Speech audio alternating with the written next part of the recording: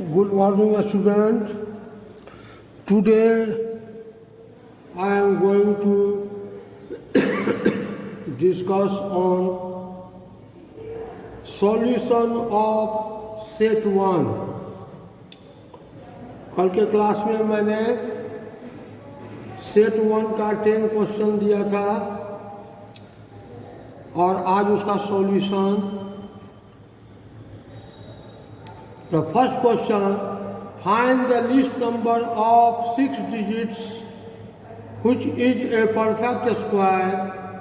Find the square root of this number. 6 digit का smallest number जो कि perfect square है और उसका स्क्वायर रूट। यहाँ शुरू करते हैं। Let here least number of 6 digits is 1,0,0,0,0,0. 1 lakh. 1 lakh, it is the smallest number of 6 digit. इससे छोटा नंबर 6 डिजिट का नहीं हो सकता है। Now square root of 1 lakh. So take pair from right side, 1 pair, 2 pair, 3 pair. This 10 divided by 3, 3 जा 9, subtract किए 1, फिर सेकेंड पेयर आ गया 0 0, 3 + 3 6, 6 1 जा 1 × 1 1 और 6 1 जा 6, 61, subtract किए 39, 1 आ गया। फिर थर्ड पेयर 0 0, 6 जा 6 6 जा 36, 6 2 जा 12 और प्लस 3 15 और 6 6 जा 36 और 1 37, सब्ट्रैक्ट किए 144। It means 1 lakh it is greater than the square of 316। 316 के स्क्वायर से 1 लाख इतना बड़ा है, 144 अधिक है। Obviously 1 lakh is less than the square of 317. Hence we write here 1 lakh is greater than a square of 316, but 1 lakh is less than a square of 317. Hence, a smallest number of 6 digit is 317 square, that is equal to 1,00489. यानी 6 digit का सबसे छोटा number जो perfect square है वो है 1,00489 और इसका स्क्वायर रूट जब हम करेंगे तो ये आ जाएगा 317। Thank you. Now comes to question number 2। Find cube root of 2 3 4 7 6 7 by estimation. Estimation से क्यूब रूट निकालना। Here cube root of 2 3 4 7 6 7 by estimation. तो हम यहाँ ग्रुप बनाते हैं। राइट से 3 डिजिट का एक ग्रुप और रिमेनिंग दूसरा ग्रुप। तो 7 6 7 it is of group 1 and 2 3 4 it is of group 2। Right से ग्रुप बनाएंगे, 3 डिजिट का एक ग्रुप और जो बच गया वह दूसरा ग्रुप। तो सबसे पहले ग्रुप 1 के लिए, for group 1 6 7 6 7 group 1, its ones place digit is, its unit place digit is 7। तो क्यूब, इसका क्यूब कर देंगे। Cube of ones place digit 7 का क्यूब, 7 का क्यूब 343। अब क्यूब जो किए हैं, क्यूब का वंस प्लेस क्या है 3, तो ones place of the cube of 7 is 3। अब आते हैं सेकेंड ग्रुप के लिए, फॉर ग्रुप 2, 3, 4, फॉर ग्रुप 2, 3, 4, ये दो परफेक्ट क्यूब नंबर के बीच होगा, यानी 2, 3, 4, it is greater than 216 but it is less than 343। ये दो परफेक्ट क्यूब नंबर के बीच है। हम ऐसे लिख सकते हैं 2, 3, 4 it is greater than 6 cube and it is less than 7 cube. तो 6 और 7 में 6 is smaller, 6 is smaller than 7। तो therefore cube root of 2, 3, 4, 7, 6, 7 is 10's place 6 और 1's place 3, 63 approx. Now comes to question number 3. Simplify and express the answer with positive indices. Simplify and express the answer with positive indices.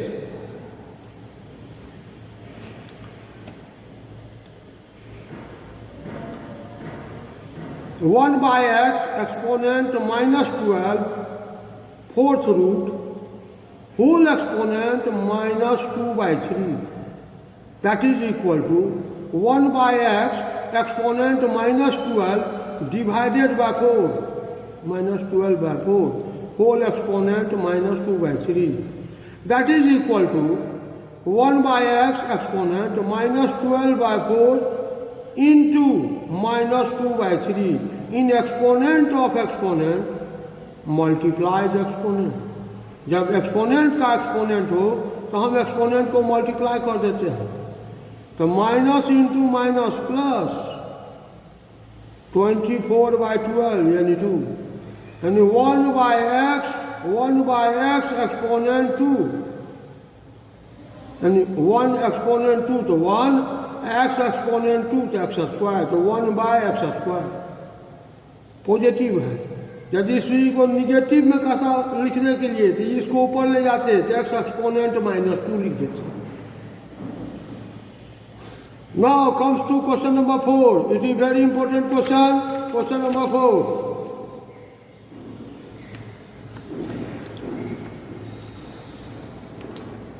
If x 4 exponent x minus 4 exponent x minus 1 is equal to 24, then find the value of x. Question number 4.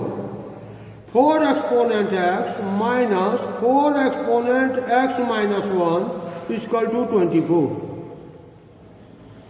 4 exponent x minus 1 इसको लिखेंगे 4 exponent x divided by 4 exponent 1. अब यहाँ लिख रहे हैं 4 exponent x minus 4 exponent x minus 1, इसको लिख देते हैं 4 exponent x divided by 4 exponent 1 नहीं लिखा जाता है, केवल 4 is equal to 24. Take LCM. LCM is 4, तो 4 into 4 exponent x minus 4 exponent x is equal to 24. 4 into 4 exponent x minus 1 into 4 exponent x it is equal to 3 into 4 exponent x. 4 minus 1 to 3, 4 exponent x. कहने का मतलब ऐसे भी समझे, 4 exponent x common ले लिए तो 4 minus 1 to 3, 3 into 4 exponent x is equal to 4 को इससे मल्टीप्लाई किए 4 into 24. 3 into 4 exponent x is equal to 4 into 24. तो 4 एक्सपोनेंट एक्स इक्वल टू, तो 3 से डिवाइड कर दिए 4 इंटू 24 डिवाइडेड बाय 3 और 4 एक्सपोनेंट एक्स इक्वल टू 3 8 जा 24 8 4 जा 32 4 एक्सपोनेंट एक्स इक्वल टू 32. अब दोनों तरफ बेस एक समान करना है. 4 एक्सपोनेंट एक्स इसको लिखते हैं 2 एक्सपोनेंट 2, 4 को लिख दे 2 exponent 2 exponent x equal to 32 को लिखे 2 एक्सपोनेंट 5 और 2 exponent 2 into x 2x. In exponent of exponent multiply the exponent, तो 2 exponent 2 into x 2x equal to 2 exponent 5 If base are identical, exponent must be equal. यानी 2x equal to 5, 2x equal to 5, तो x equal to 5 divided by 2, 5/2. Now comes to question number 5.